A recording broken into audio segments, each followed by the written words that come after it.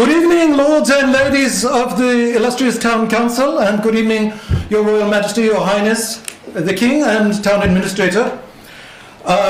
Congratulations on raising taxes yet again. Would you please state your name? Bruce Fenton, Lord Bruce Fenton this evening from Durham Point. Congratulations on raising taxes yet again. You know, the overwhelming majority of the voters is against the tax increase. They expressed this clearly, but you did what any good monarchy should do. You ignored them all. So bravo. You're not accountable to them. Public comment is simply theatre and the illusion of democracy, but at the end of the day, you're not accountable and you can simply ignore them. You, Your Royal Highness, you have never been elected, you were never voted into power, and Your Grace, you can never be voted out of power. It's a wonderful thing, isn't it? You are not accountable to them. Their voice means nothing. So bravo. But I must say I was rather a little bit disturbed and distraught at the last meeting because you let all manner of riffraff in here. You had voters and labourers and workers and other sorts of commoners traipsing into this fine halls as if they owned the place. And it must have been terribly painful for you to be in the presence of these commoners. And I'm not sure how you could endure such a thing.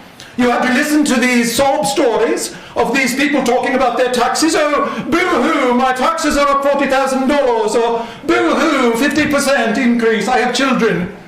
And do you remember the one gentleman? Oh, boo-hoo, I have lived here 70 years and you are forcing me from my home.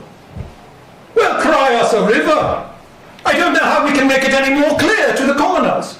This is a town for wealthy aristocrats. If you are struggling with your taxes and trying to make ends meet, the guidance from we, the elite, is clear. If you can't pay your taxes, don't be poor. When you move to this town, you sign an invisible imaginary social contract, which clearly states that you will pay far more taxes because we spend far more money here. That's what we do here. We spend other people's money. And if you don't like it, you're not welcome here. If you're struggling, then run along to one of the many, many other towns where you would pay far less in taxes. Newmarket, for example, or Rye. But have you ever been there? Have you ever been to Rye? It's a slum. It's barely suitable for the help. It shows what happens if the lords and ladies don't spend enough money. In Rye, the members of the town council have to sit on wooden benches. Can you imagine such a thing? Lords and ladies of the court sitting on wooden benches is preposterous. If anything, you should spend far more money. You currently spend about $60,000 a day of the workers' labour, and these are rookie numbers. You ought to be spending $100,000 or $200,000 a day. This building is one of the most expensive buildings on a per square foot construction cost in the state, but it's far too modest. You should increase it to 30 stories high, and you should outfit it with Versace and Armani and Patek Philippe and other premium brands, so that His Majesty our Lord the King can rule over his subjects in style. You really must send a message to these commoners. You should also increase the Zoning and Planning Board department by 50 or 100 people, so that the commoners can get a clear message that they can't go and simply build something on their own land as if they own the place. You've got to send a message to these commoners. You've done a great job in ignoring them, but you've really got to send a message.